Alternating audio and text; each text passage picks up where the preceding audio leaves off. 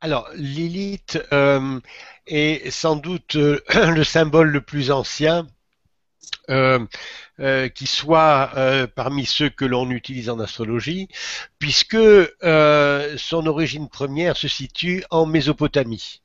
Elle est assimilée sous diverses formes, mais à un démon femelle, à un démon ailé avec des pattes d'oiseau et qui a pour caractéristique de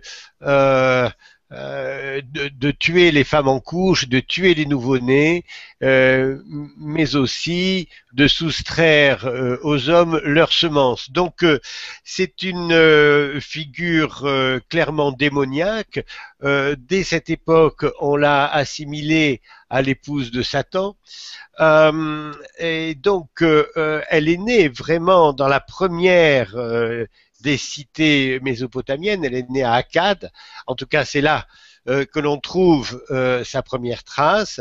Ensuite, de quoi on la retrouve à Babylone, et c'est lors de l'exil du peuple juif à Babylone que finalement Lilith a été intégrée à la mythologie juive. Alors, à ceci près, bien sûr, que elle est donc un démon et que les prêtres euh, de cette première religion monothéiste combattaient justement les superstitions en voulant imposer Dieu comme seule divinité.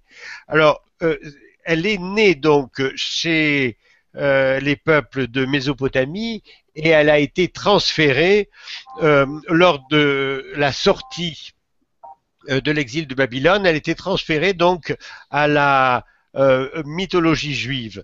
Donc pendant de nombreux siècles, euh, elle y a tenu la place d'épouvantail, si je puis dire, dans la mesure où c'est clairement une sorcière qui s'en prend particulièrement aux nouveau-nés.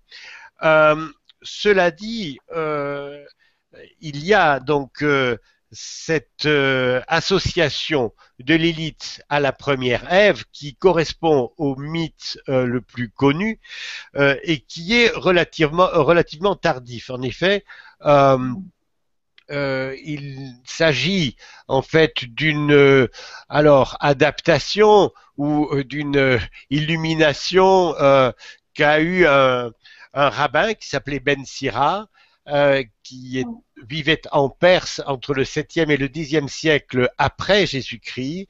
Et donc, il a conçu là ce mythe tardif donc de Lilith comme la première Ève. Peut-être que ce serait intéressant de le lire ces quelques lignes en fait, hein, simplement, parce que c'est un texte que